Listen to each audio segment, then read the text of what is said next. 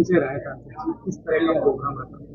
देखिए, बुलंदशहर में, हालांकि बुलंदशहर से मेरा रिश्ता जो है वो बहुत पुराना है।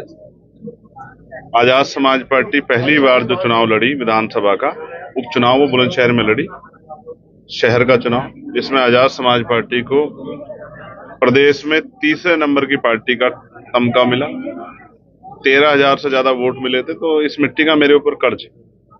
और आज मेरे छोटे भाई हैं यहाँ रोशिंदर, जिनकी पत्नी यहाँ ग्राम प्रधान भी हैं, उनके पिताजी श्रीपाल सिंह जी कुछ दिन पहले वो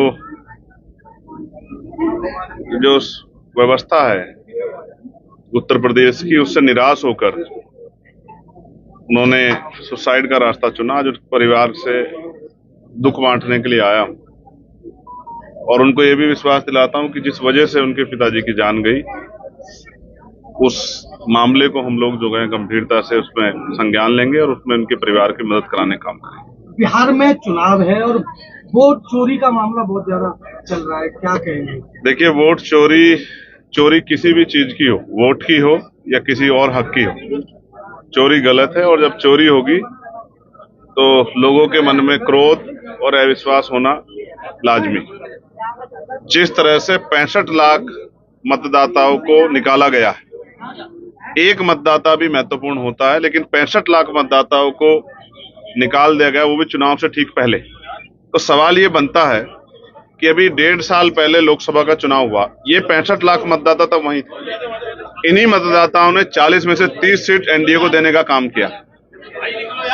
जिन मतदाताओं के जरिए एनडीए ने 40 में से 30 सीट जीती, आज विधानसभा चुनाव के समय उनमें से 65 लाख मतदाता कम करके ऐसा लग रहा है कि कोई राजनीतिक साजिश या उस चुनाव में वोट की चोरी करने का एक पूरा जो है योजनाबद्ध जो है व्यवस्था की गई है। इसलिए सब लोग चिंता में, और माननीय सर्वोच्च न्यायालय ने संज्ञान लेके उन 65 लाख जो है मतदाताओं की सूची मांगी है। वो सूची उन्होंने 22 तारीख तक का समय दिया था, आज तक उनको अपलोड कर दी थी। वो सूची सामने आ जाएगी, उसका कारण भी सामने आ जाएगा। मैं चाहता हूं जिसका अधिकार बैठता है वोट का, उसको मिले, और जो अवैध वोट है वो हटाए जाएं, लेकिन अवैध के नाम पे जिनका अधिकार है उनका अधिकार ना छीना जाए, क्योंकि मत इस देश में सबसे शक्तिशाली है।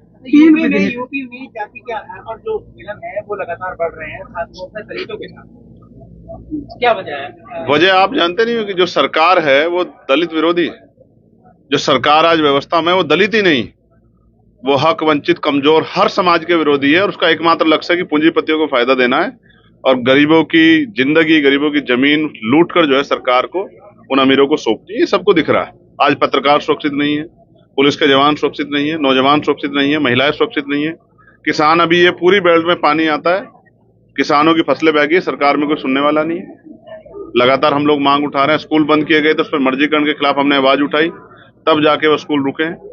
शिक्षा का अधिकार छीन रहे हैं, रोजगार का अधिकार छीन रहे हैं, जमीनें छीन रहे हैं, लोगों की जान छीनी जा रही है सरकार में। बहन बेटियां सेफ नहीं, रेप हत्या हो रही है, कोई पूछने वाला नहीं है।